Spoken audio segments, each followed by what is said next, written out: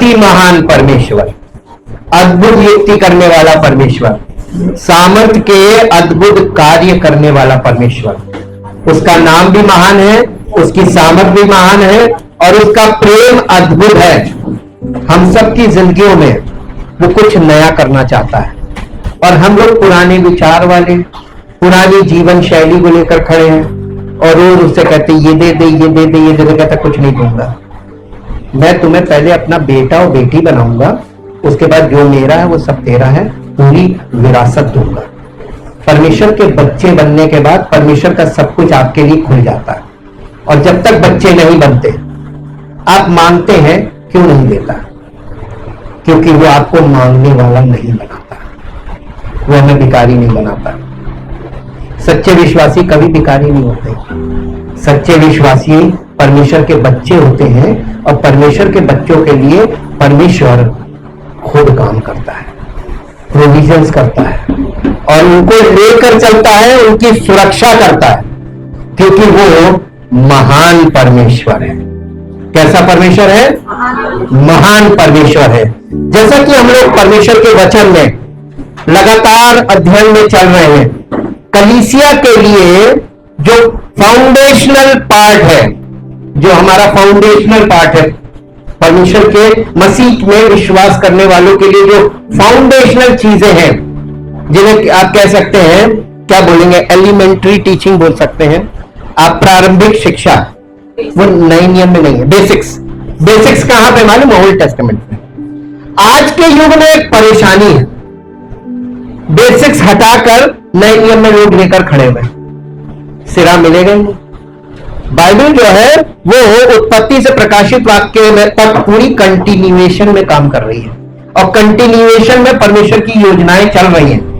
आज मैं आपको परमेश्वर के वचन से बहुत इंपॉर्टेंट और बहुत इंटरेस्टिंग विषय आपके साथ बांटूंगा। आपने देखा होगा इजराइलियों को जब परमेश्वर लाल समुद्र पार करा रहा था, उससे पहले यानी मिस्र से निकालते समय परमेश्वर उनकी अगुवाई कर रहा था। जमीन पर अगर हम लोग देखते हैं एज अ ह्यूमन बीइंग, तो हम कहते हैं मूसा के द्वारा परमेश्वर अगुवाई कर रहा था। यस और नो? आपको मोसेस दिखता है ना? आपको परमेश्वर नहीं दिखता है ना? आज हम आपको दिखाएंगे परमेश्वर कैसे दिखता है। आपको वचन हमको क्या करता है मतलब, हमारी आत्मिक आंखों को खोलता है, स्पिरिचुअल आईज। बॉर्न अगेन होते ही स्पिरिचुअल आईज खुलेगी और आपको दिखाई देगा कि परमेश्वर कैसे साथ चलता है। अभी आप लोगों को ऐसा लगता है मैं अकेला हूं, मैं पीड़ित हूं, मेरे पास कोई नहीं है, कोई मेरी मदद नहीं कर रहा। क्यों कह रहे हैं आप? क्योंकि आप अगर बॉर्न अगेन है तो आप परमेश्वर के वचन से दूर हैं, इसलिए आपको ऐसा लगेगा। और आप बॉर्न अगेन नहीं है तो आपको ऐसा लगेगा क्योंकि आपके पास तो अभी वो उसका सिरा ही नहीं। दोनों कंडीशंस हैं, पर जिसमें देखिए बादल का खंबा और आग का खंबा, ये दो खंबे दिखाई देते हैं। इंग्लिश में कहते हैं पिलर ऑफ क्लाउड, वहां पे एस नहीं लगा, प्लूरल नहीं है, पिलर ऑफ क्लाउड, पिलर्स नहीं, पिलर ऑफ क्लाउड और पिलर ऑफ फायर। आपको कभी जीवन में नहीं समझ में आएगा। आग का खंबा नहीं देखा ना? आज मैं देखिए आपको वचन से दिखाऊंगा और नए नियम तक लेके जाऊंगा। पिलर का अर्थ होता है, बाइबल में देखिए सिंबॉलिक मीनिंग्स है बाइबल के अंदर, जो आप बाइबल को अगर आप पढ़े लिखे हैं, यू आर वेल क्वालिफाइड, तो आप बाइबल को कितने भी वर्जन हैं, आप सब वर्जन में उसको पढ़ सकते हैं, you can read the Bible, लेकिन आप बाइबल को अंडरस्टैंड कभी नहीं कर सकते। उसका कारण है बॉर्न अगेन जो बिलीवर्स होते हैं उनको परमेश्वर प्रेरितों के चरणों में रखता है। प्रेरितों का मतलब होता है परमेश्वर की ओर से जो क्वालिफाइड है, spiritually qualified, not physically qualified, degrees नहीं चाहिए। स्पिरिचुअली क्वालिफाइड वो लोग होते हैं जैसे यीशु मसीह के चेले थे जो प्रेरित कहलाए। वो स्पिरिचुअली क्वालिफाइड कैसे थे? पवित्र आत्मा, उन्होंने पवित्र आत्मा ने उन्हें टेक ओवर कर लिया था। लेकिन पवित्र आत्मा के टेक ओवर करने से पहले वो यीशु मसीह के साथ शिक्षा प्राप्त कर रहे थे 3.5 साल, है ना? अच्छा, ये तो 12 चेले थे, लेकिन पौलुस जो था, पौलुस को शिक्षा कहां मिली? पौलुस की शिक्षा ये 12 प्रेरितों से अलग है। 12 अपोस्टल्स जिनके बारे में बहुत चर्चा की जाती कलीसियाओं में, लेकिन पौलुस जिसके बारे में कोई कलीसिया में चर्चा नहीं होती है, ये एक मिस्ट्री मैन की तरह आया नए नियम में, और इसने यीशु मसीह ने इसमें होकर काम किया। क्योंकि उसने पतरस से क्या कहा था मालूम है? पतरस को इस बात का घमंड था कि मैं प्रभु यीशु मसीह के साथ 3.5 साल रहा हूं। उसको घमंड था इस बात का, और वो पौलुस का सामना करता है, यानी उसको ये दिखाने के लिए कि तुम कुछ नहीं हो, तुम तो अभी आए हो, मैं I am a senior person in the Lord. आपको मसीह में ऐसे बहुत से लोग मिलेंगे जो आपके ऊपर बॉसी पना दिखाएंगे, मैं सीनियर हूं, मुझसे बात कर रहे हो।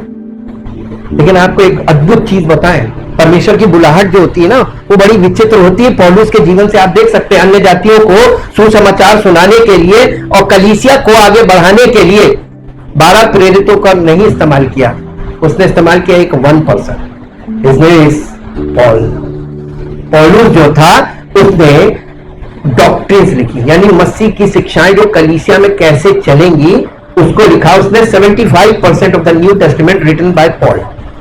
Is a well qualified person, पढ़ा लिखा था अपने युग का। लेकिन प्रभु यीशु मसीह ने, हमने आपको स्टडी में बताया था ना, मूसा की जो मिस्र की शिक्षा थी, परमेश्वर ने उसको 40 साल जंगल में रखकर उसके बाद दर्शन दिया और उससे बातें की, और उसकी उस सारी एजुकेशन को नलिफाई कर।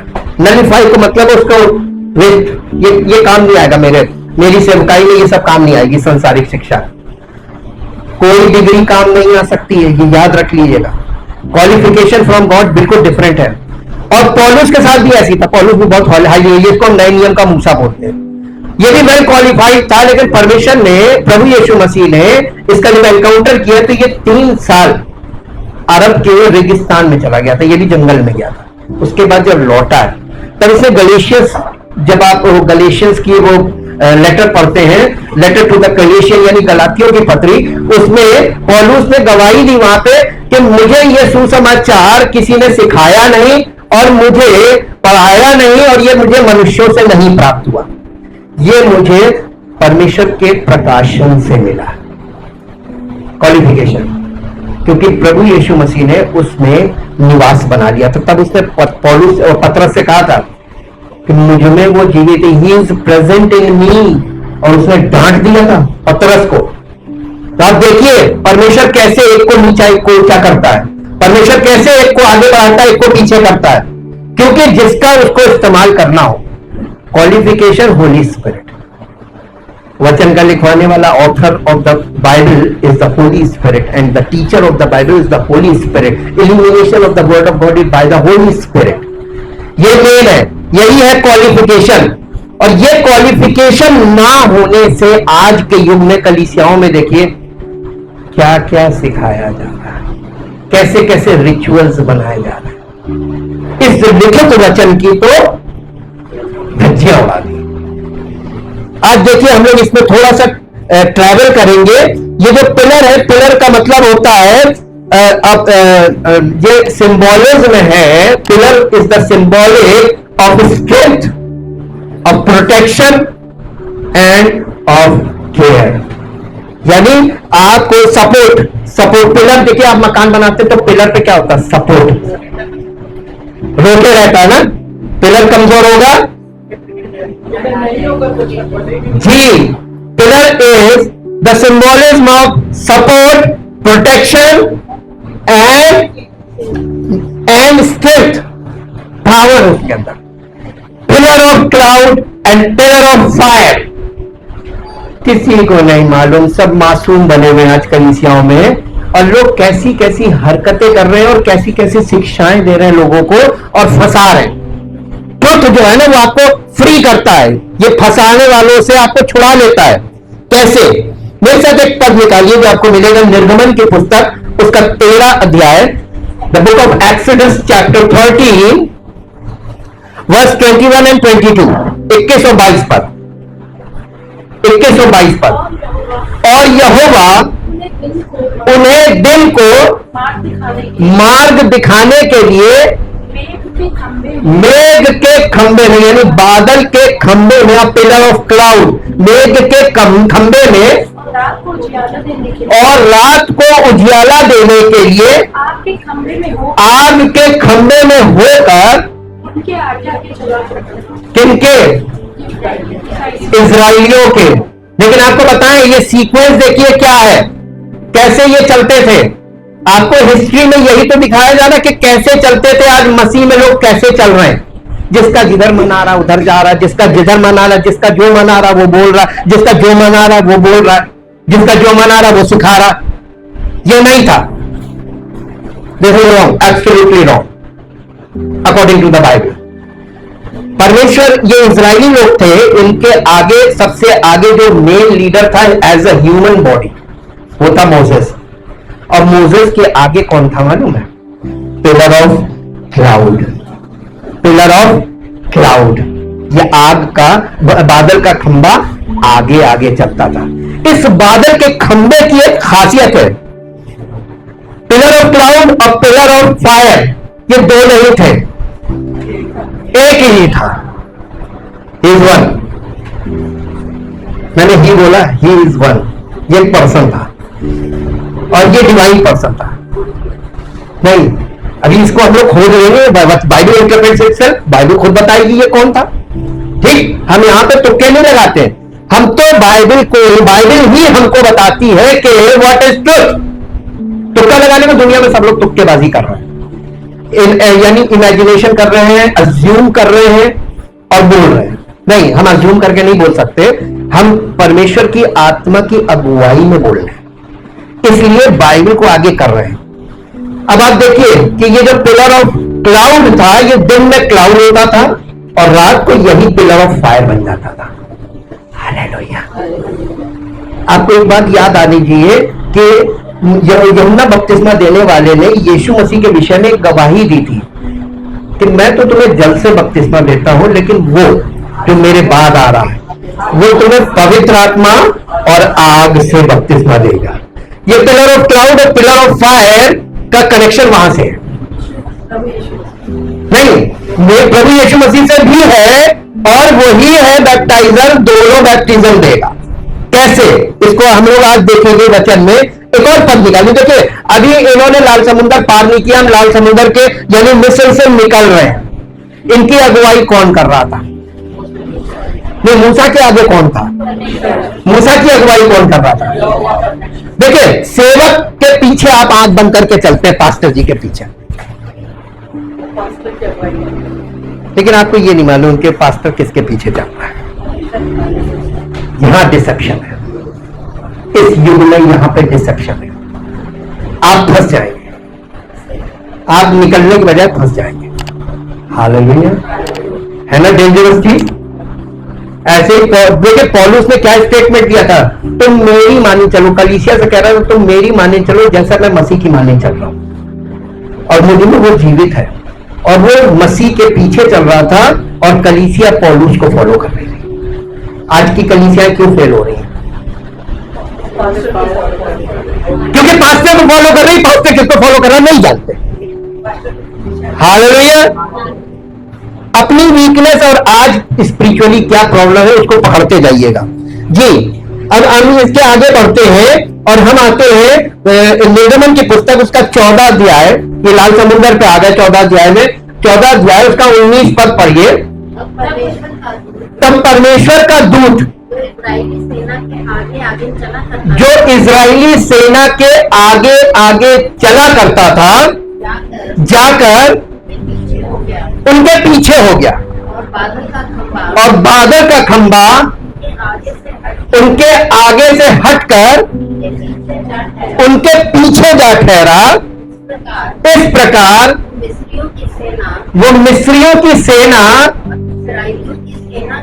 और इजराइलियों की सेना के बीच में आ गया। इसको इंग्लिश में पढ़ दीजिए जल्दी से, इंग्लिश में पढ़िए। यही एक्सोडस चैप्टर 14 वर्स 19, आपने 19 और 20 दोनों पढ़ा है जी। And the angel of God, and the angel of God हाँ, कुछ प्रॉब्लम आ रही थी इसलिए मैं उसको रिपीट कर रहा। Angel of God who went before who went before the host of Israel the host of Israel moved and went behind them, moved and went behind them, and the pillar of the cloud and the pillar of the cloud went from before them and stood behind them. and stood behind them. ये क्या हुआ? आगे से पीछे क्यों चला गया? Protection. Pillar means protection. हमारा ये प्रोटेक्शन है, ये इजराइलियों का प्रोटेक्शन था, वही हमारा प्रोटेक्शन है। जो इजराइलियों का प्रोटेक्शन था, जो प्रोटेक्टर था, वही कलीसिया का प्रोटेक्टर है। और आज कलीसिया अपने आप को प्रोटेक्ट करना मांग रही है। आप प्रार्थना क्यों करते हैं? प्रभु बचा। Why are you praying? क्या आपको प्रार्थना करना उचित है या आपको मसीह में चलना उचित है? अगुवाई में। अगुवाई में चलेंगे तो प्रोटेक्शन मिलेगा ना। प्रोटेक्टर आपको अगुवाई में अगुवाई कर रहा है तो वो आपको प्रोटेक्ट कर रहा है। आपको विश्वास करना है कि आप उसकी अगुवाई में चल रहे हैं और आपको चलना है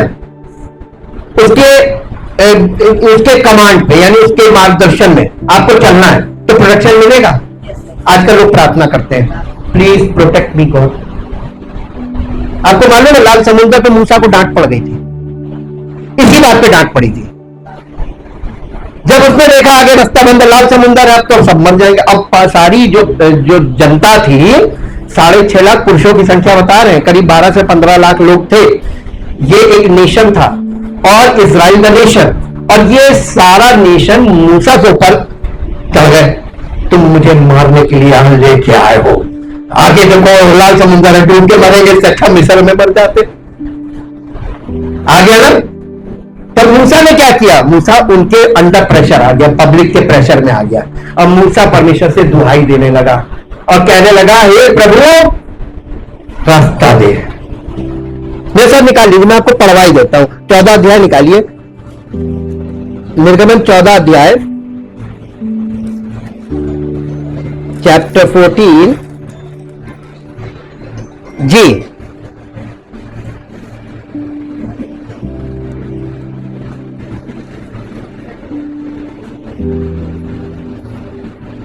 हाँ, इसके बाद हमारे लिए जंगल में मरने की। हाँ, यहां से पढ़िए 12 पद से। क्या हम तुझसे मिस्र में यही बात ना कहते थे कि हमें रहने दे, कि हम मिस्रियों की सेवा करें, हमारे लिए जंगल में मरने से मिस्रियों की सेवा करनी है। संसार से निकलना नहीं पाते लोग निकलना नहीं मानते, हमें संसार में रहने दो, हम मसीह में नहीं आए जी। मूसा ने लोगों से कहा, डरो मत। बैठे बैठे नहीं, क्योंकि तो खड़े थे ना, एक स्थान पे फंस गए थे, यात्रा में खड़े थे। खड़े खड़े उद्धार का काम देखो, जो यहोवा कौन करेगा? लॉर्ड, इंग्लिश में लॉर्ड लिखा होगा। यहोवा मीन्स लॉर्ड। वो प्रभु आज तुम्हारे लिए करेगा, टुडे जी। क्योंकि जिन मिस्रियों को तुम आज देखते हो, उनको फिर कभी ना देखोगे, इतिहास हो जाएगा जी। यहोवा आप ही तुम्हारे लिए लड़ेगा, इसलिए तुम। और आज कलीसिया क्या कर रही? दुआई देती रहती, प्रभु तूने क्या किया, प्रभु तूने ये कर रही है, प्रभु देख मैं तुझ पर विश्वास करता हूं, मैं तो कलीसिया में जाता हूं, प्रभु देखे कुड़। और प्रार्थना भी कुड़कुड़ाहट वाली है, ये कर दे, ये दे दे, ये कर दे, ये दे दे। क्यों नहीं दे रहा? इस एटीट्यूड को एक्सेप्ट नहीं करता। चुप रहो, शांत हो जाओ जी। आगे, तब यहोवा ने मूसा से कहा, किसको डांट पड़ रही? तू क्यों मेरी दुहाई दे रहा है? इजराइलियों को आज्ञा दे। मूसा को इजराइलियों को आज्ञा देने के लिए रखा गया था, परमेश्वर को हुक्म देने के लिए, प्रभु इनके लिए ये कर दे, प्रभु इनके लिए ये कर दे। आज पास्टर्स क्या कर रहे हैं? क्या ये उचित है अकॉर्डिंग टू द बाइबल? अब परमेश्वर को क्यों कह रहे ये कर दो, ये कर दो, ये कर दो? आप लोगों को क्यों नहीं कह रहे कि परमेश्वर की अगुवाई में चलो? अपना लाइसेंस पकड़ते जाइएगा। तो क्यों मेरी दुहाई दे रहा है? यानी लोगों से ये क्यों कह रहा परमेश्वर करेगा, परमेश्वर करेगा? तो उन्हें आगे बढ़ने की आज्ञा दे। मूसा की क्या हिम्मत नहीं थी? कहां दूं प्रभु, आगे तो लाल समुंदर है, ये मेरे ऊपर, मैं आगे पहले मैं डूबूंगा, फिर ये सब डूबेंगे। कौन डर रहा था? आज भी देख लीजिए सेवकों को, जो डरता है ना वो उसकी दुआई देता खड़े होकर, वो करेगा, वो ऐसे करेगा, वो ऐसे करेगा। कुछ नहीं, लोगों की अगुवाई में तुम आगे चलो, पहले सेवक फिर कलीसिया। जी आगे आज्ञा दे कि यहां से कूच करे, और तू अपनी लाठी उठाकर, और तू अपनी लाठी, लाठी का मतलब होता है अथॉरिटी। अथॉरिटी, परमेश्वर अपने सेवक को अथॉरिटी देता है। और सेवक को अथॉरिटी क्यों दी जाती है? परमेश्वर की अगुवाई में चल रहे हो तो उस अथॉरिटी का तुम इस्तेमाल करोगे तो परमेश्वर काम करेगा। उसने कहा कि तू अपनी लाठी उठाकर अपना हाथ समुद्र की ओर बढ़ा, उनसे 2 भाग हो जाएगा। और उसे 2 भाग कर देने लिखा है। कौन करेगा? परमेश्वर काम कब करेगा? जब सेवक अथॉरिटी का, परमेश्वर की आज्ञा मानेगा, अथॉरिटी का इस्तेमाल करेगा, जो वो कह रहा है उसकी आज्ञा मानेगा और जैसा कह रहा है वैसा करेगा, तब परमेश्वर काम करेगा। आज क्यों परमेश्वर काम नहीं कर रहा है? उसका रीजन आपको यहां मिल गया होगा। सेवक लोग क्या कर रहे हैं? खुद भी मांग रहे हैं और लोगों को भी यही बोल रहे हैं, उससे मांगो, उससे मांगो, उससे मांगो। भाई वी आर प्रेइंग।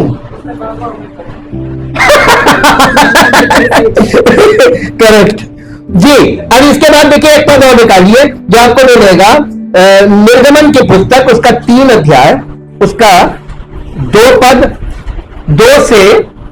पद से और उसके 6 पद तक पढ़ेंगे। और परमेश्वर, देखिए फिर आया, और परमेश्वर के दूत ने एक कटीली झाड़ी के बीच आग की लौ में किसको? मूसा को दर्शन दिया। ये कौन था? इंग्लिश में पढ़िए, इंग्लिश में नहीं। The angel of the Lord, the angel of God and the angel of the Lord. ये एक पर्सन है ना? यही है बादल, यही है आग का बादल, और यही है बादल का खंभा, और यही है आग का खंभा। Angel of the Lord appeared to him, appeared to Moses, yes, in a flame of fire out of the midst of the bush। जी, और हिंदी में पढ़िए। और झाड़ी में होकर कट, और उसने यानी मूसा ने दृष्टि उठाकर देखा कि झाड़ी जल रही है और भस्म नहीं हो रही है। तब मूसा ने सोचा मैं उधर फिर के इस बड़े अचंभे को देखूंगा कि वो झाड़ी क्यों भस्म क्यों नहीं हो रही, जल तो रही है, भस्म क्यों नहीं हो रही है। जब यहोवा ने देखा कि मूसा देखने को मुड़ा चला आता है, परमेश्वर ने झाड़ी के बीच से उसको पुकारा। अब ये झाड़ी की नहीं, जो आग जल रही थी, ये आग में से वॉइस निकल रही थी, वॉइस फ्रॉम फायर। हालेलुया। ये आग बोलती है, यही आग का खंबा, ये बोलता भी है और ये अगुवाई करता है। अब आपको आग दिखी, आग में से वाणी निकलते देखा। ये इजराइलियों के साथ बार बार, इनको थियोफैनीज बोलते हैं। ये ओल्ड टेस्टामेंट में थियोफैनीज थी, यानी मसीह का जन्म से पहले, ह्यूमन बॉडी में जन्म से पहले उसका जो प्रगटीकरण था, मैनिफेस्टेशन, उसको थियोफैनी बोलते हैं बाइबल में, ओल्ड टेस्टामेंट में। इजराइलियों ने उसको देखा, उसने इजराइलियों की अगुवाई की, उसने इजराइलियों का पालन पोषण किया, उसने सब कुछ किया, लेकिन इजराइलियों ने उसके साथ कितना बुरा व्यवहार किया। और तो और वहां तो जो किया सो किया, जब वो ह्यूमन बॉडी में आया तब उससे भी ज्यादा कर दिया। परमेश्वर नाराज हो गया। हालेलुया। अब देखिए यहां पे कलीसिया से क्यों नाराज है। कलीसिया भी वही कर रही जो इजरायली करते थे, इजरायली भी वही करते थे जो कलीसिया आज कर रही है। एक और पद पढ़िए, ये देखिए एंजल ऑफ द लॉर्ड आपको मिला। अब ये एंजल ऑफ द लॉर्ड ये कौन है? यूहन्ना रचित सुसमाचार उसका 8 अध्याय और उसका 58 वर्ष पढ़िए, 58 पद। यीशु ने उससे कहा, यीशु ने इजराइलियों से, यहाँ पे यहूदियों से बात कर रहा है, यीशु ने उनसे कहा तुमसे सच मैं तुमसे सच सच कहता हूं पहले इसके कि इब्राहिम उत्पन्न हुआ, अब्राहम उत्पन्न हुआ, I am before Abraham. English में पढ़ दीजिए इसी वर्ष को, 58 in English, John chapter 8 verse 58 in English. English इसलिए आ रहे हैं क्योंकि इंग्लिश आपको ज्यादा क्लियर कर देगी।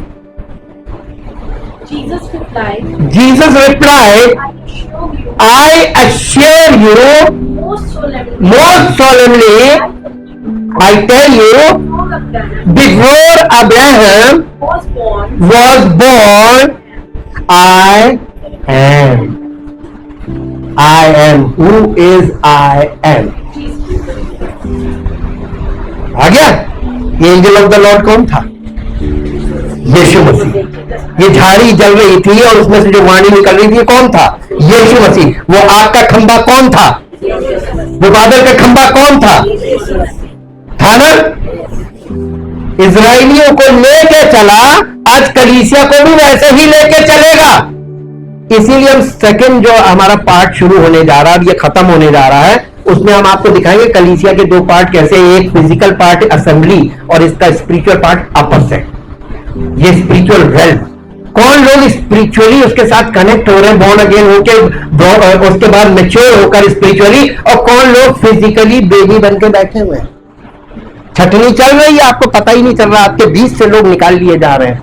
रैप्चर इसी को बोला जाता है। अभी आपको समझ में आने लगेगा स्टडी से, हम लोग जब नेक्स्ट लेवल जाएंगे आपको पता चल जाएगा। अब देखिए ये जो बादल का खंबा वहां पे उनको लेके जंगल में चल रहा था, वो कौन था? आग का खंबा। बादल खंबा का मतलब हमने आपको बताया ना, स्ट्रेंथ, सपोर्ट और प्रोटेक्शन। 3 पॉइंट पिलर के बारे में हमेशा याद रखिएगा। वो उनको प्रोटेक्ट कर रहा था, उनको संभाल रहा था, उनको बचा रहा था और उनकी सारी जरूरतों को पूरा कर रहा था। और वो लोग क्या कर रहे थे? जिस चीज को मना किया जा रहा था वही कर रहे थे। आज कलीसिया में क्या कर रहे हैं? सेम। कोई अंतर दिख रहा है? इसीलिए बार बार नए नियम में पुराने नियम का इतिहास रखकर बात की जा रही कि देखो जो उन्होंने किया था वही तुम कर रहे हो, जो उनका हाल हुआ वो तुम्हारा होगा। फिर भी बात नहीं आ रहे, फिर भी बात नहीं आ रहे। खैर, मैं आपके साथ इस विषय को आगे और बढ़ाता हूं। आप मेरे साथ निकालिए निर्गमन की पुस्तक। देखिए इसमें हम 7 पॉइंट बताएंगे, 7 ट्रुथ्स, ये पिलर्स के द्वारा, पिलर ऑफ फायर और पिलर ऑफ क्लाउड के 7 सत्य बताएंगे। The pillar was a manifestation of God's presence. निर्गमन की पुस्तक उसका 16 अध्याय का 10 पद पढ़िए। ये परमेश्वर की उपस्थिति का, उसकी उपस्थिति के प्रगटीकरण का निशान था बादल। और ऐसा हुआ कि जब हारून इजराइलियों की सारी मंडली से ऐसे ही बातें कर रहा था कि उन्होंने जंगल की ओर दृष्टि करके देखा तो उनको यहोवा का तेज बादल में दिखलाई दिया। उनको परमेश्वर की महिमा का प्रकाश दिखाई दिया बादल में। ये कौन था? हारून बात कर रहा था मंडली से और वो तेज उनको दिखाई पड़ा। देखिए परमेश्वर मसीह उनको प्रकट कर रहा था अपने आप को बार बार उनके सामने कि मैं हूं, मैं हूं। और इसीलिए I am that I am ये बार बार चला। और 7 आई एम्स यीशु मसीह ने बोले बाइबल के अंदर, यूहन्ना रचित सुसमाचार में। मैं जीवन की रोटी हूं, मैं जीवन का जल हूं, मैं जीवन की सुगंध हूं, मैं जीवन की ज्योति हूं, मैं आई एम, मैं दाख लता हूं और तुम डालियो, मैं आई एम। 7 आई एम्स आपको मिलेंगे। ये आई एम था कौन? यीशु मसीह। ये पुराने नियम भी वो है और नए नियम में ये मनुष्य के रूप में प्रकट हुआ। और जब वो मनुष्य के रूप में प्रकट हुआ उसकी बेकदरी कर दी। जबकि वो बहुत पावरफुल है। पवित्र आत्मा आपको बाइबल में ले जाकर यही दिखाता है कि तुम किसके साथ निपट रहे हो। एक और पद पढ़िए, निर्गमन की पुस्तक 19 अध्याय का 18 पद, 19 अध्याय का 18 पद। और यहोवा जो आग में होकर सिनै पर्वत पर उतरा था, इस कारण समस्त पर्वत धुएं से भर गया। ये प्रेजेंस ऑफ गॉड को दिखाता। Fire represent the presence of God, और उस फायर में से वाणी निकलती थी, परमेश्वर आग में होकर बोलता था। इसीलिए जो नए नियम में आग का मतलब होता है परमेश्वर का वचन, वर्ड ऑफ गॉड। आज लोग किसकी बेकदरी कर रहे हैं? वचन का अनादर कैसे किया जाता मालूम आपको? सुनना लेकिन हुक्म ना मानना, सुनना अपने जीवन में लागू नहीं करना। नहीं जी मैं तो करना ही नहीं, मैं तो सिर्फ सुनने वाला हूं, इधर सुनूंगा इधर से निकालूंगा। आप आग के साथ खेल रहे हैं। सिंबोलिज्म में सत्य छिपा हुआ है, सत्य को जान लीजिए। और ये सत्य है आपको जानने के बाद इसमें माफी नहीं है, ये भी बता दे। दूसरा इतिहास 7 अध्याय इसका पहला पद, दूसरा इतिहास 2 क्रॉनिकल्स चैप्टर 7 वर्स 1, दूसरा इतिहास 7 अध्याय का पहला पद। जब सुलेमान ये प्रार्थना कर चुका, तब स्वर्ग से आग ने गिरकर होम बलियों तथा और बलियों को भस्म किया, और यहोवा का तेल भवन में भर गया। और याजक यहोवा के भवन में प्रवेश नहीं कर सके। परमेश्वर की उपस्थिति जो भर गया था। परमेश्वर की उपस्थिति से भवन भरता क्यों नहीं है? क्योंकि आज अगुवाई नहीं सही है, अगुवाई की प्रॉब्लम है, जिसके कारण ऐसा हो रहा है। दूसरा point, the pillar was not forgiven until the Israel's were delivered from Egypt. जब तक वो मिस्र से निकलकर और कनान के बॉर्डर तक पहुंच नहीं गए, यानी यर्दन के किनारे तक पहुंच नहीं गए, ये बादल का खंबा और आग का खंबा सामने से हटा नहीं। यह लीडिंग उन्हें लेके जा रहा था। लेकिन कितने लोग इस लीडिंग में या उसकी अगुवाई में चलना मांग रहे थे और स्वेच्छा से चल रहे थे, तो कितने लोग उसके स्वेच्छा से चलना नहीं मांग रहे थे? मैक्सिमम लोग नहीं चलना मांग रहे थे। ना मैं नहीं चलूंगा। आज कलीसिया में क्या है, मैं आपको इतिहास में दिखा रहा हूं, खोल खोल के दिखा रहा हूं। आपके पास माफी के लिए कोई चांस बचेगा नहीं। अभी मौका है, अपने परमेश्वर के साथ मेल कर लो, फिर क्योंकि मेल करने का समय खत्म हो जाएगा और अनुग्रह का दरवाजा बंद हो जाएगा। तीसरा पॉइंट है, the pillar was a gift of God. ये परमेश्वर की ओर से गिफ्ट था, ये सेवक नहीं था। कलीसिया में परमेश्वर वरदान देता है, इसका मतलब नहीं कि सेवक बहुत अच्छा है। परमेश्वर प्रसन्न होता है और अपने बच्चों की केयर करता है, इसलिए उन्हें गिफ्ट देता है। इसके लिए पद पढ़े जो आपको मिलेगा, दूसरा कुरिन्थियों 9 अध्याय और उसका 15 पद। दूसरा कुरिन्थियों 9 अध्याय 15 पद। यहां इस प्रकार से लिखा, परमेश्वर को उसके उस दान के लिए जो वर्णन से बाहर है धन्यवाद हो। यानी वो दान, वो जो गिफ्ट, वो क्या है?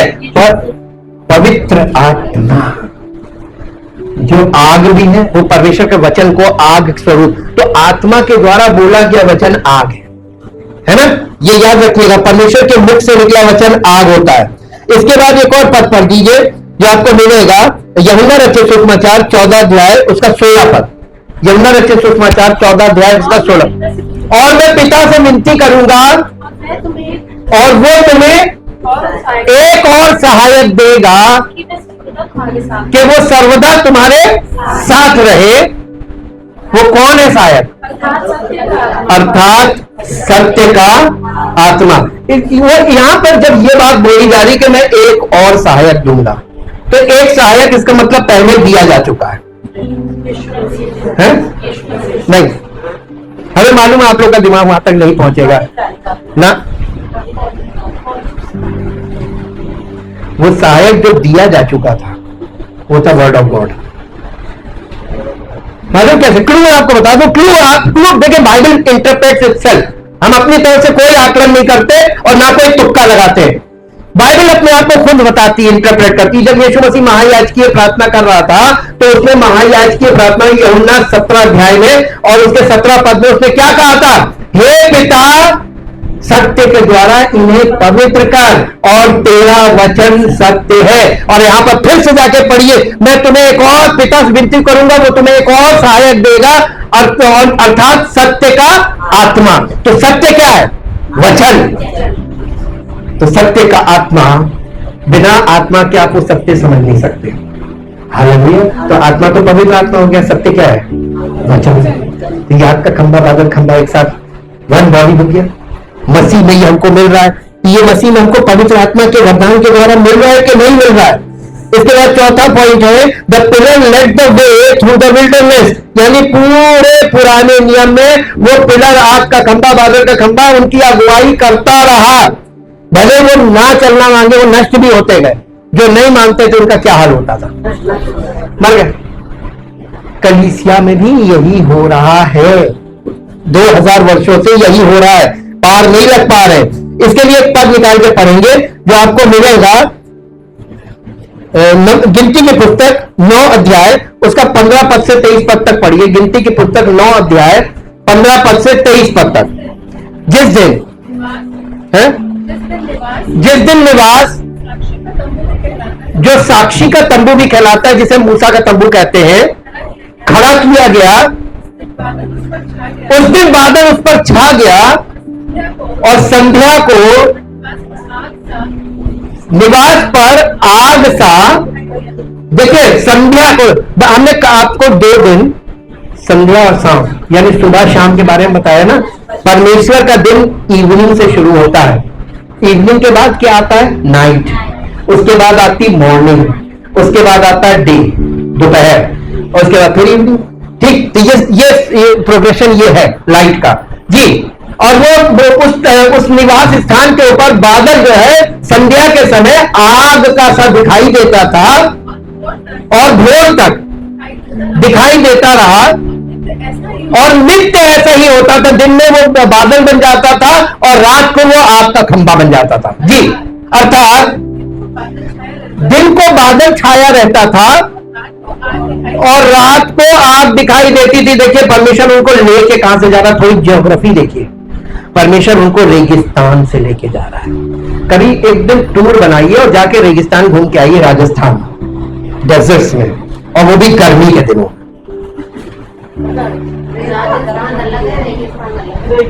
नहीं, राजस्थान में जो रेगिस्तान है वहां जाइए, और वो भी गर्मियों में। अरे अनुभव तो आपको कैसे पता चलेगा कि ये लोग को परमेश्वर कैसे लेके चलता है? अनुभव करिए, और या फिर यहां विश्वास कर लीजिए। सरल है ना? लोगों को विश्वास कठिन पड़ता है, अनुभव तो परमेश्वर क्या करता मालूम है? उनको उनकी मुसीबत में फंसा कर उनको सिखाता है। आप मान नहीं तो फिर क्या एनकाउंटर कराता है जी। यहां पर देखिए वो रेगिस्तानी एरिया से जा रहे थे, रेगिस्तान में वो सैंडस्टॉर्म चलता है, शायद आप लोग समझ पाए। धूल, वो बालू का वो तूफान चलता, आंधी अंदर, और वो इतना भयानक होता, आप वो ज्योग्राफी बदल जाती है। हाँ, रास्ते बदल जाते, आप पहचान नहीं पाएंगे हम थे कहां और कहां जा रहे थे, किधर जाना था, रास्ता बदल जाता है। परमेश्वर उनको प्रोटेक्शन कैसे देता था? उस हीट से बादल, वो बादल उन पर छाया रहता था। देखिए परमेश्वर ऊपर की तरफ रहता था, है ना? परमेश्वर ऊपर की तरफ रहता था। यही तो हम आपको कलीसिया में दिखाएंगे। परमेश्वर ऊपर ऊपर ऊपर आपके ऊपर जो छाया करता है वो है परमेश्वर, वो आपको दिखाई नहीं देता है। इसके बाद क्योंकि परमेश्वर इन्हें निकाल के लाया था, लाल समुद्र पार करने का मतलब क्रूसिफिक्शन है, और जब आप पार हो गए इसका मतलब आपका उद्धार हो गया। उद्धार पाने के बाद इजराइल के इतिहास में आप क्या देख रहे हैं? उद्धार पाने के बाद उनकी जिंदगी नहीं सही हुई। आज कलीसिया में भी उद्धार पाने के बाद कोई नहीं सुधरा, सब वैसे ही है, टेढ़े के टेढ़े, कोई नहीं सुधरा।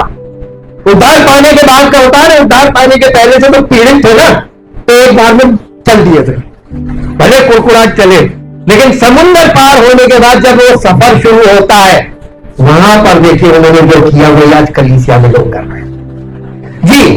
आगे, और जब जब वो बादल तंबू पर से उठ जाता था, नहीं प्रस्थान करते थे, तब तब इजरायली, अरे ये तो ऐसे कहते प्रार्थना करते थे, एक छोटी सी गलती में कितना बड़ा मैसेज बदल दिया कि चला गया, चला गया, चला गया, चला गया, चला गया। प्रस्थान करते थे यानी मूव करते थे, वो सब कुछ अपना बांध लेते थे। अब ये उनके लिए चिन्ह था कि अब बादल हट गया है, अब इसके मतलब चलने के लिए रेडी टू मूव, चलने के लिए तैयार हो। आज कभी से अब चलने को कोई तैयार नहीं, सब बैठे वाले हैं। एसी में बिठा दो ज्यादा अच्छा है, एसी में वर्शिप करना पसंद करते वो लोग, देखिए कहां थे। ये शरीर बहुत अभिलाषी है, जितना इसको अभिलाषी बनाओगे ना ये उतना ही तुमको दिक्कत करेगा, और जितना इसके साथ हार्ड पेश आओगे ये तुमको बिल्कुल रोड़ा नहीं बनेगा। स्पिरिचुअल लाइफ का ये लेसन है। अब देखिए यहाँ पे हम लोग ये चीज देख रहे हैं कि कैसे उनके साथ डिसिप्लिन थी कि उनको मूव करना है तो करना है। पांचवा पॉइंट है, pillar provided protection to the Israelites. भजन संहिता 119 अध्याय का 105 बहुत बड़ी फेमस आयत है, 119 अध्याय का 105 पद। तेरा वचन मेरे पांव के लिए दीपक है और मेरे मार्ग के लिए।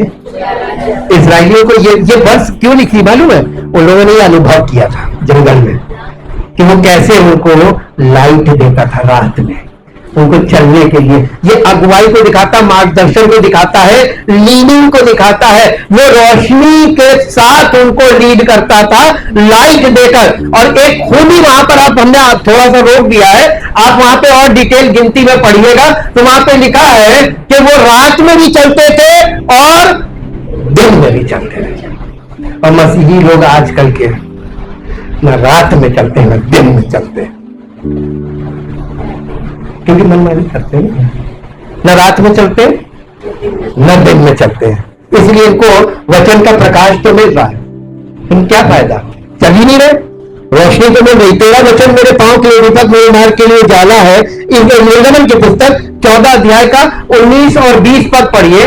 निर्गमन की पुस्तक 14 अध्याय का 19 और 20 पद, यहां इस प्रकार से लिखा है, तब परमेश्वर का दूत जो इजरायली सेना के आगे आगे चलता था जाकर उनके पीछे हो गया, और बादल का खंभा उनके आगे से हटकर उनके पीछे चला गया, क्योंकि पीछे दुश्मन थे, बीच में आ गया प्रोटेक्शन। इस प्रकार वो मिस्रियों की सेना और इजराइलियों की सेना के बीच में आ गया। और बादल, यहां पर एक बहुत अजीब चीज दिखाएंगे, और बादल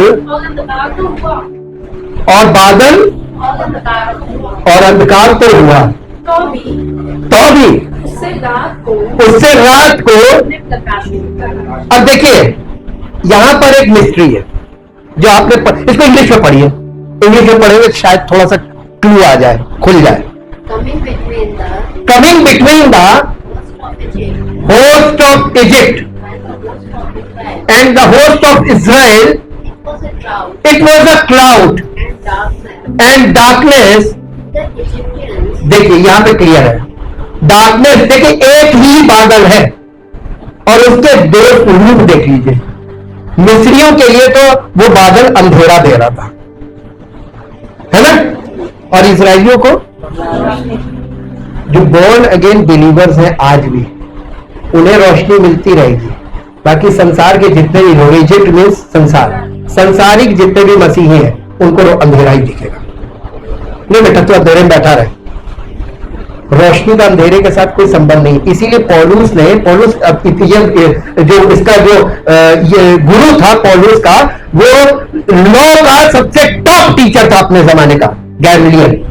उसने इसको व्यवस्था सिखाई थी, और पवित्र आत्मा ने पौलुस को इसीलिए पकड़ा था क्योंकि ये व्यवस्था को नए नियम में इंटरप्रेट कर सकता था, क्योंकि उसके पास सही जानकारी थी। और इसलिए इसने ये सत्यता लिखी इतिहास से, और ये इल्यूमिनेशन और मैनिफेस्टेशन इसने जो प्रकट किया है, जो वहां पे था एज इट इज यहां चल रहा है, ये पौलुस के द्वारा हुआ। और देखिए तो ये पवित्र आत्मा पौलुस का इस्तेमाल कर रहा था। तो पवित्र आत्मा किसी का भी इस्तेमाल कर सकता है, आपका भी कर सकता है, वो ना चीजों का भी इस्तेमाल करता है। लेकिन आप देखिए, आप जब रोशनी में होंगे तभी करेगा, अंधेरे की संतान होंगे नहीं करेगा। बॉर्न अगेन होना मस्त है, आपको मसीह में नया जन्म प्राप्त करके पवित्र आत्मा की अगुवाई में चलना मस्त है। The pillar was darkness to the Egyptians. छठा पॉइंट है कि वो इजराइलियों के लिए रोशनी दे रहा था और मिस्रियों को अंधेरा दे रहा था। आप देखिए, आपने कभी ग्लोब नहीं देखा है। ग्लोब में आधी पृथ्वी पर, प्लेनेट अर्थ पर अंधेरा होता है, आधी में रोशनी होती। कैसे संभव है ये? नेचुरल है।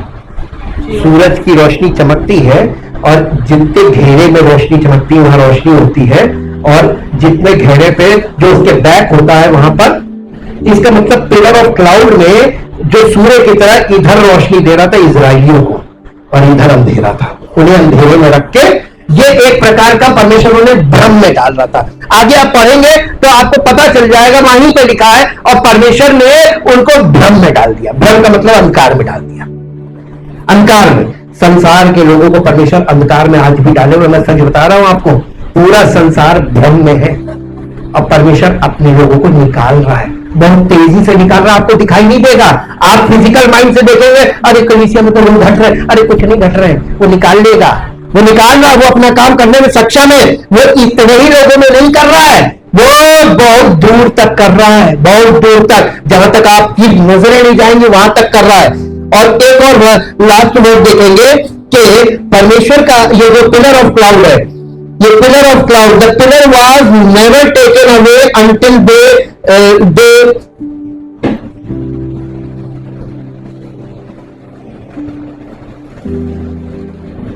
वो जब तक वो वहां तक यर्दन के किनारे तक नहीं पहुंच गए, और वहां तक तब तक उनसे वो बादल नहीं हटा, पिलर ऑफ क्लाउड और पिलर ऑफ फायर नहीं हटा।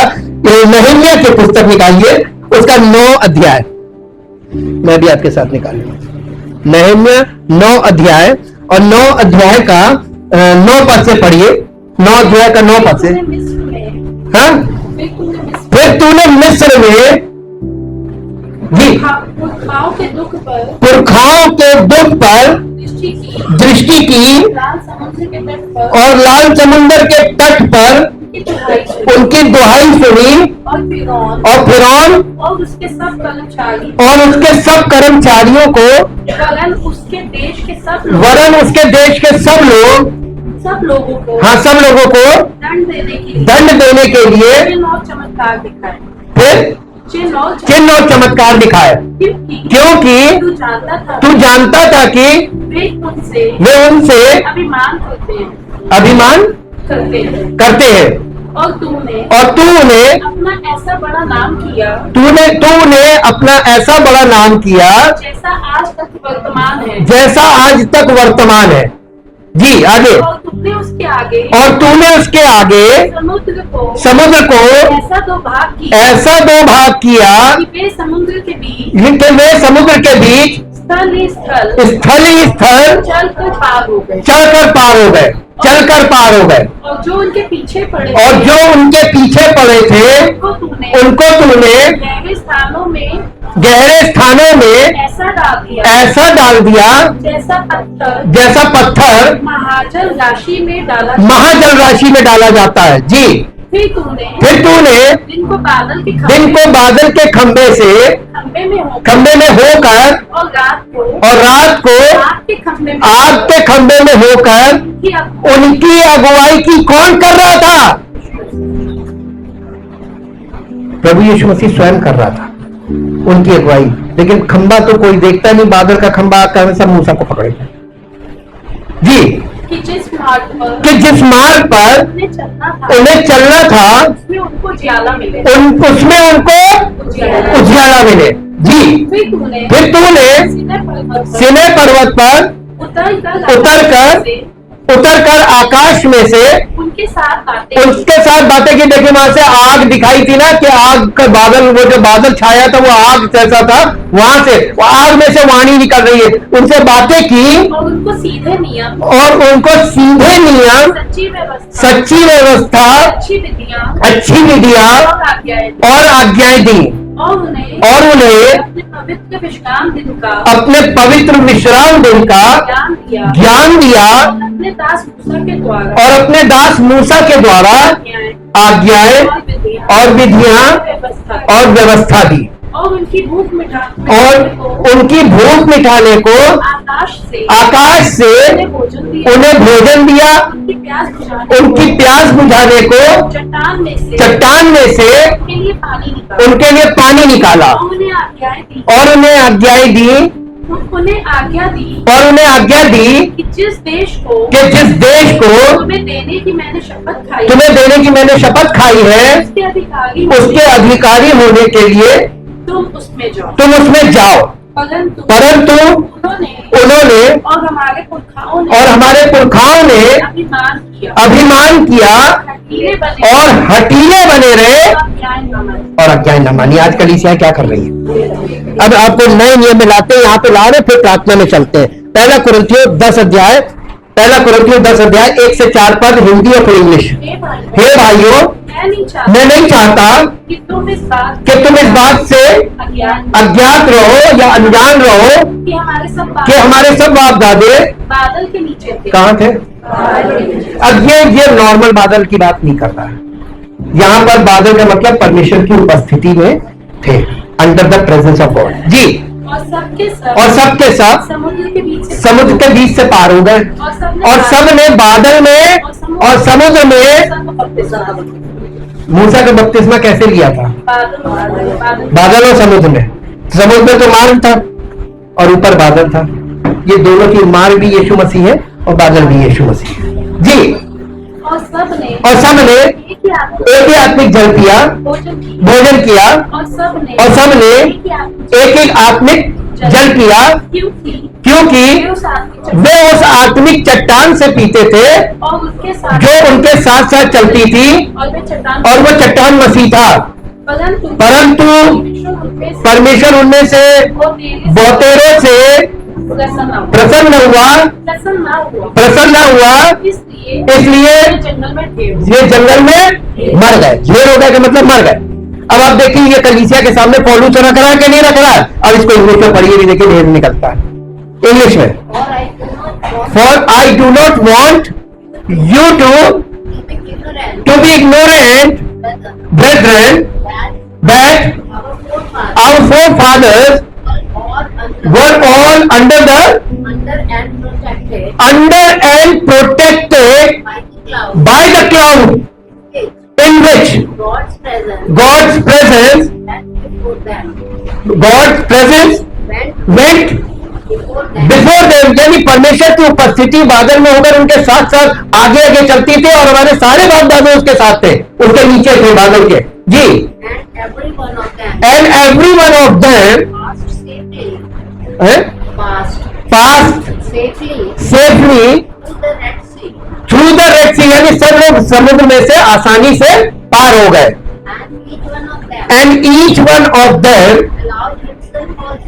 allow himself also to be baptized into Moses, baptized into Moses, into water नहीं, into Moses। ये मोसेस की शिक्षा है, व्यवस्था जी।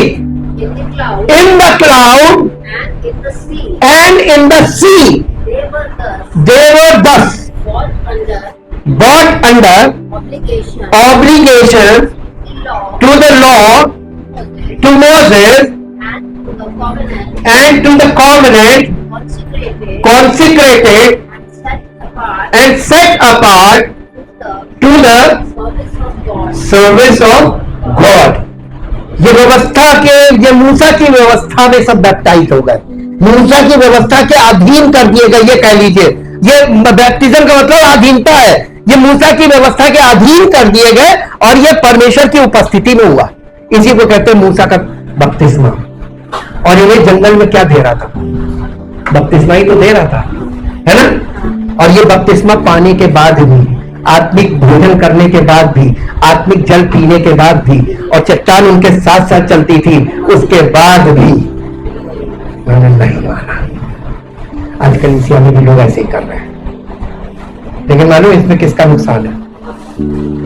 हमारे लिए तो बस सत्य बताना है, हम सत्य में चलेंगे और सत्य बताएंगे, और अगर जो मानेगा उस पर उसका अनुग्रह होगा और वो काम करेगा जो इस्राएलियों के साथ करता था। कभी किसी चीज की घटी होने नहीं दी थी, मांगने से पहले वो देता था। आज मांग क्यों है?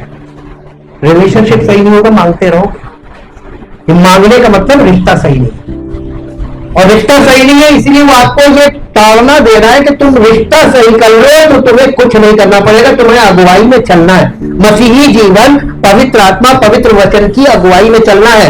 यहां पे मालूम है जो बादल का खंबा था वो पवित्र आत्मा है, और आग का खंबा था वो परमेश्वर का वचन है। आत्मा और वचन की अगुवाई में कलीसिया को चलना है, इसकी स्पिरिचुअल मीनिंग है। और देखिए, जब यीशु मसीह रूपांतरण हुआ था, 3 चेलों को लेकर गया था, और जब वो कहने लगे, वो पतरस कहने लगा कि यहां पर हम 3 मंडप बनाएंगे, एक मूसा के लिए, एक एलिया के लिए, एक यीशु मसीह के लिए, और हम 3 चेले हैं, एक एक सेट हो जाएगा। तब आप बादल ने उन्हें आकर घेर लिया, उपस्थिति आ गई, प्रेजेंस आई, और उसमें से आवाज आई, ये मेरा प्रिय पुत्र है, इसकी सुनो। बोलो मत, सुनो। चेले बोल रहे थे, आइडिया दे रहे थे यीशु मसीह को, डांट पड़ गई थी। और यही वाली बात वहां पर लिखी पतरस ने, दूसरा पतरस पहला अध्याय में, कि जब हम उसकी महिमा को हमने देखा था, हम उसके साथ पर्वत पर थे, हम लोगों ने बादल में से आवाज आती सुनाई दी, और उसने ये बोला, और इसीलिए वहां पर उन्होंने वचन को प्रमोट किया कि ये तुम अच्छा करते हो कि तुम इस पर ध्यान करते हो। ये यानी अंधेरे में जो दिया है वचन, जब तक ये तुमको रोशनी देगा, जब तक तुम्हारे हृदय में भोर का तारा उदय न हो। ये गवाही उसने दी, यीशु मसीह के रूपांतरण को लेकर वहां पर गवाही दी। और आप देखिए यहां पर बादल में बपतिस्मा, ये बादल बहुत ढेर रेफरेंसेस है, सब तो नहीं पढ़ा जा सकते। कॉन्सेप्ट ये है कि ये बादल परमेश्वर की उपस्थिति का बादल था। और इसीलिए लास्ट में एक वर्ष पढ़ दीजिए, इब्रानियों की पत्री 12 अध्याय उसका पहला दूसरा पद, हिब्रू चैप्टर 12 वर्स 1 और 2। इस कारण जबकि गवाहों का ऐसा बड़ा बादल हमको घेरे हुए, तो आओ हर एक रोकने वाली वस्तु और उलझाने वाले पाप को, ये किसको करना है? हर एक रोकने वाली वस्तु को आपको दूर करना है, जो आपको परमेश्वर की उपस्थिति में आने से रोक रही, उसको आपको, यही तो आपका स्टैंड होगा कि आप परमेश्वर से प्यार करते हैं और आप परमेश्वर की उपस्थिति में आना चाहते हैं। हर एक रोकने वाली वस्तु को और उलझाने वाले पाप को, पाप उलझा लेगा आपको जी, दूर करके वो दौड़ जिसमें हमें दौड़ना है, धीरज से दौड़े और विश्वास के कर्ता और सिद्ध करने वाले यीशु की ओर ताकते रहे, जिसने उस आनंद के जो उसके आगे धरा था, लज्जा की कुछ चिंता ना करके क्रूस का दुख सहा, और सिंहासन पर परमेश्वर के दाहिने जा बैठा। अब वो गद्दी पर है, राज गद्दी पर है, वो सिंहासन पर है, और परमेश्वर के दाहिने बैठा है, अब उस पावर में है। और आज आप जो उसके साथ कर रहे हैं, डरिए ये कि वो पावर में है। Thank you.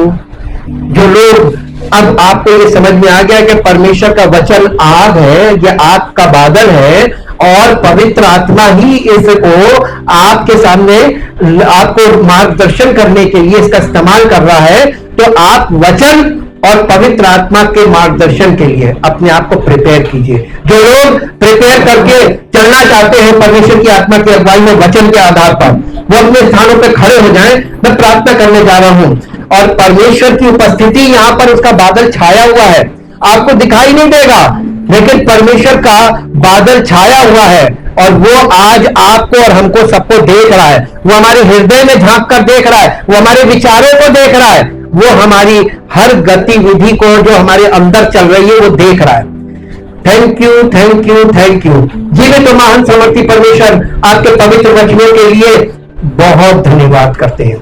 हमने प्रभु ये लिखित वचन है, लेकिन पवित्र आत्मा इन लिखित वचनों को अपनी सामर्थ से भरकर जीवित वचन के रूप में हमारे हृदय में भेजता है। जब हम वचन को जो आत्मा के द्वारा है उसको सुनते हैं, तो ये जीवित वचन हमारे भीतरी मनुष्यत्व में जाकर, हमारे हृदय, हमारी आत्मा में जाकर अंदर से ट्रांसफॉर्मेशन शुरू करते हैं, हमारी नई सृष्टि बनाते हैं, ताकि हर एक विश्वास करने वाला मसीही या तो बॉर्न अगेन नहीं है तो बॉर्न अगेन हो जाए, और अगर बॉर्न अगेन है तो वो परमेश्वर के वचन के द्वारा पवित्र आत्मा की अगुवाई में चलना शुरू करे, उसके मार्गदर्शन में बना रहे और चले, ताकि प्रभु हम सब लोग आपकी महिमा के लिए बुलाए गए हैं, ताकि हम सबका जीवन आपकी महिमा को प्रकट करें, जिससे पृथ्वी पर आपका नाम महिमा पाए, जिससे आपकी मर्जी पूरी हो और आपकी महिमा प्रकट हो, सब विश्वास करने वालों पर अनुग्रह हो और आपका नाम महिमा पाए। यीशु मसीह के नाम से मांगते हैं, आमीन।